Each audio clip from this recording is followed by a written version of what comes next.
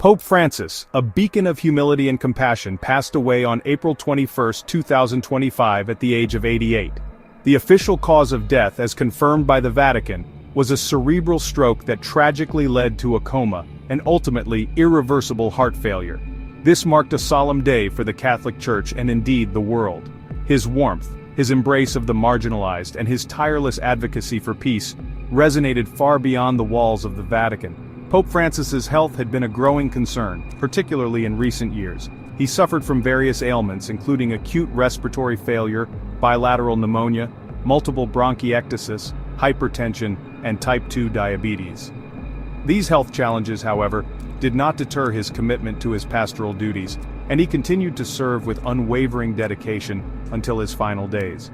His final public appearance, a poignant testament to his enduring spirit, took place on Easter Sunday, April 20, 2025. Despite his frail condition, he blessed the throngs of faithful gathered in St. Peter's Square, his voice carrying a message of hope and love that echoed throughout the hallowed space. It was an image that would forever be etched in the minds of those fortunate enough to witness it firsthand. The Vatican, upon announcing his passing, released details of his final hours, revealing that Pope Francis passed peacefully in his private chambers at the Vatican. The news was met with an outpouring of grief and tributes from around the globe, a testament to the profound impact he had on people from all walks of life. World leaders, religious figures, and ordinary citizens alike joined in mourning the loss of Pope Francis. From presidents to prime ministers, from cardinals to imams, messages of condolence and remembrance poured into the Vatican. They spoke of his humility, his commitment to the poor and the marginalized, and his unwavering belief in the power of dialogue.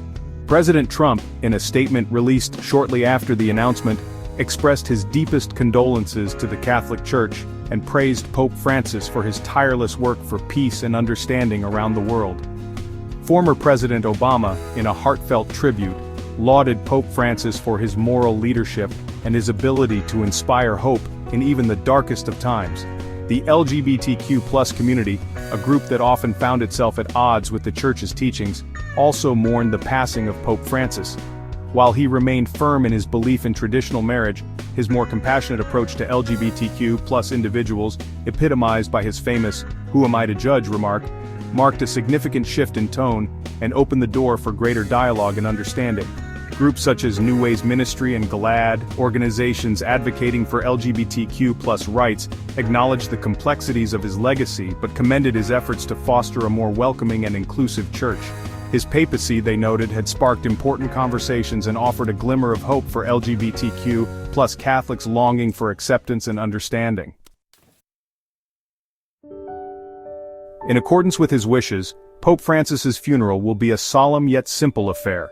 He requested to be laid to rest in a simple wooden casket, a departure from the traditional three-casket burial, and to be interred in a humble tomb at the Basilica of St. Mary Major in Rome.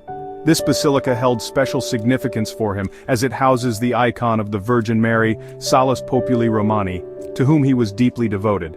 The Vatican announced that the coffin of Pope Francis will lie in state at the chapel of the Domus Sancti Marthae, where he chose to reside instead of the opulent papal apartments.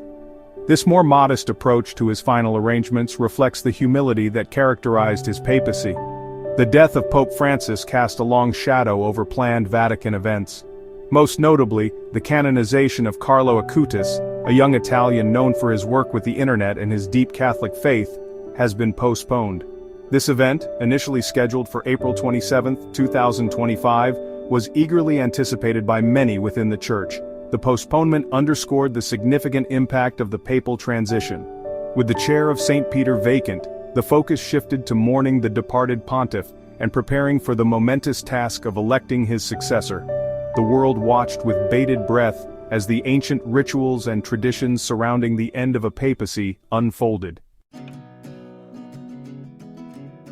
With the passing of Pope Francis, the Catholic Church now enters the sed vacante period, a time of transition marked by specific rituals and procedures. Cardinal Kevin Farrell, the Vatican Camerlengo, assumes a crucial role during this time, overseeing the day-to-day operations of the Vatican until a new pope is elected. The process of selecting the next pope, a sacred and secretive conclave, will likely commence within 20 days of Pope Francis's death.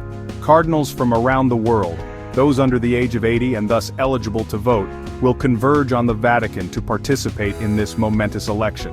They will be sequestered within the Vatican, cut off from outside communication, as they discern who among them will assume the mantle of Peter. Speculation abounds regarding potential successors to Pope Francis. Names like Cardinal Peter Turkson of Ghana, Cardinal Luis Antonio Tagle of the Philippines, and Cardinal Matteo Zuppi of Italy have been mentioned as potential frontrunners. Each brings their own unique experiences and perspectives to the table, making the outcome of the conclave far from certain. The world watches and waits as the Catholic Church prepares to usher in a new era. The legacy of Pope Francis, with his emphasis on mercy, humility, and dialogue, will undoubtedly influence the selection of his successor.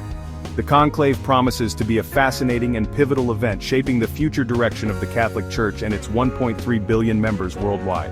Subscribe and like. Source: Yahoo News.